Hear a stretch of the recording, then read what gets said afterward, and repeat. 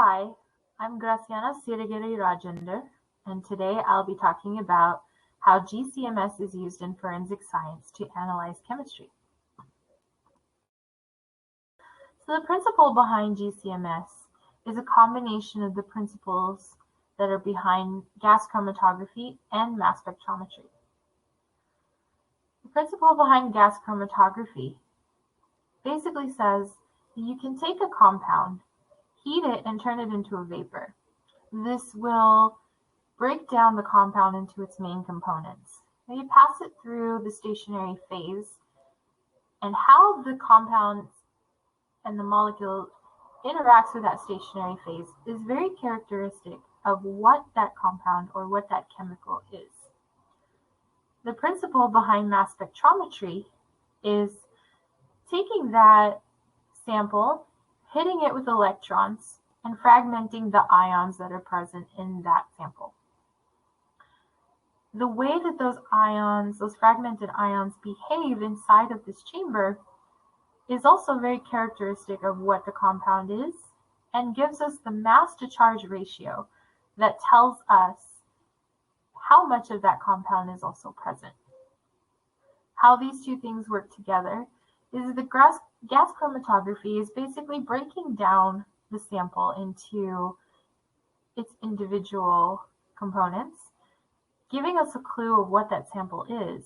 Then the mass spectrometry is allowing us to further identify that sample and also to quantify how much of that sample is present. So the way that the GCMS instrument works is very much like an assembly line.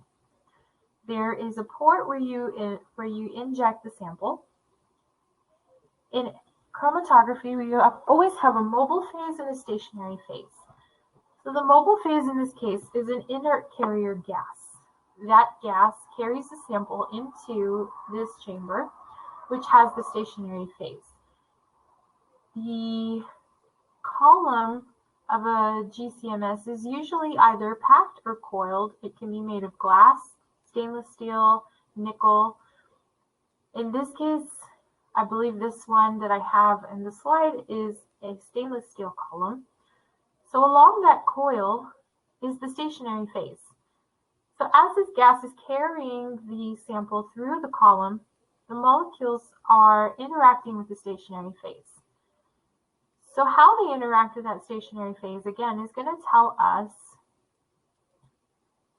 very, very vital clues to what this compound is made up of. So the sample is vaporized, pushed through the column, and eluted to the other side. So then once it is eluted, it's then passed through the mass spectrometer detector.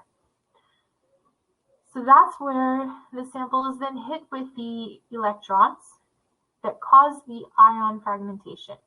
So those fragmented ions are going to be passed through the detector, and the electric field that's applied to them causes them to behave in a certain way depending on their mass to charge ratio. So their mass to charge ratio is going to determine how they behave in that chamber, and it's being detected and sent to a computer.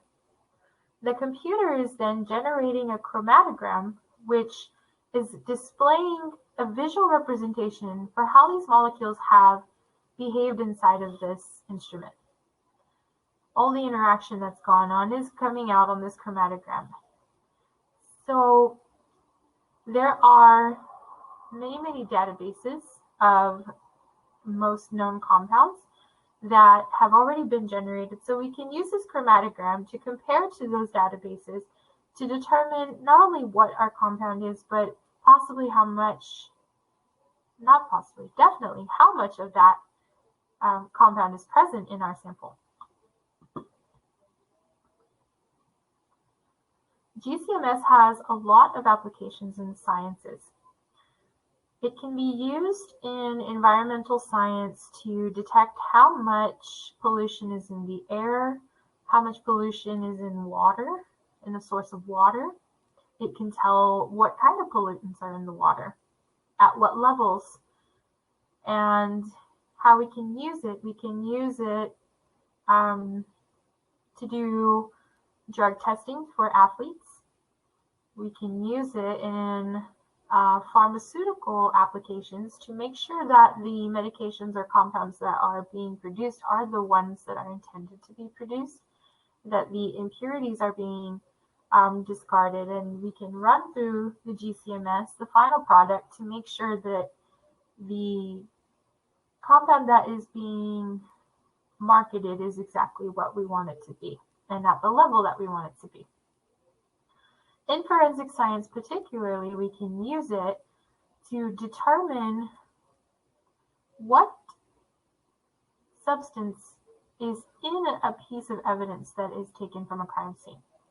Whether that evidence is bodily fluids, it's chemical, it's trace evidence, it can be run through GCMS to determine the nature of the chemical, the nature of the compounds, the levels that are detected, whether it's toxicology, trying to determine whether a person was intoxicated and to what degree at the time that a crime was committed. And that could be a perpetrator or could be a victim. These things are going to inform how a crime is going to be charged, or if any crime may be charged at all. And also, in the case of arson, it can be determined which accelerant was used, whether or not it was in fact arson. Some electrical fires might turn out to actually be arson. And the ability to determine if there was an accelerant and what kind of accelerants were used in fires and explosives would give us many more clues that would help with the investigation. The benefits and limitations of using GCMS. GCMS is beneficial because it combines two very, very prominent kinds of analysis. Gas chromatography by itself is very useful. Mass spectrometry by itself is very useful. This particular instrument, the GCMS, is a combination of the best parts of both of those types of analysis. So it's not only good at detecting what is the sample containing, but it's good for quantifying what and how much is present. It's also very useful, and it makes the best choice because it is time efficient. It takes much less time than some forms of analysis to get results, to identify what something is and how much it is.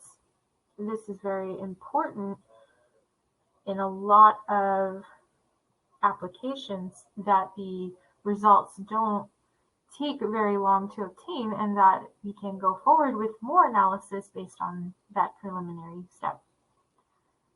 What cannot be done with GCMS?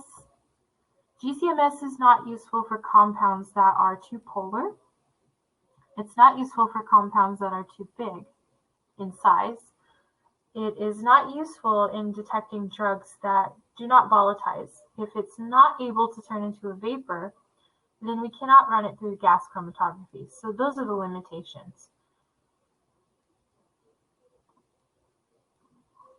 GCMS is definitely a favorite for chemical analysis and forensic science. Again, because it's time efficient, for one, not just in obtaining the results, but it's something that can be done fairly quickly and reduces the chance that whatever chemicals, whatever evidence is found on a crime scene, it's not going to degrade or be contaminated in the time it takes to get it to being analyzed. Another reason why it's a favorite is it works for many different analytes. It's not incredibly narrow in being selective. So whether it's chemicals, whether it's bodily fluids, it's a toxicology test, whether it's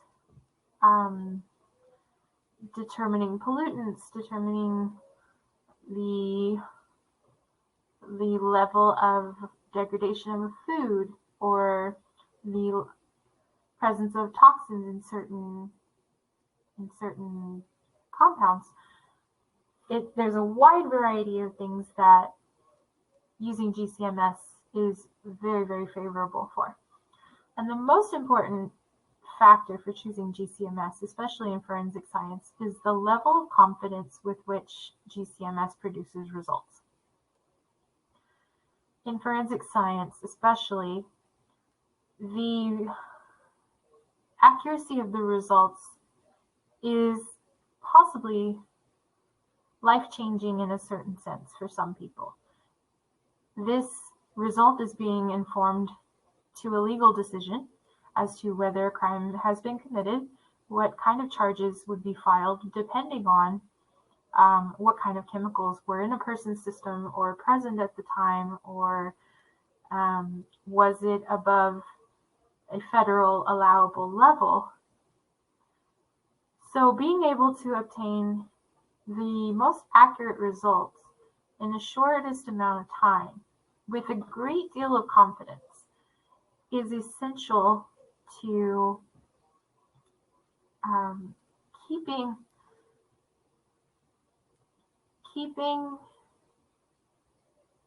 the forensic science transparent, and also making it a reliable practice in aiding investigations.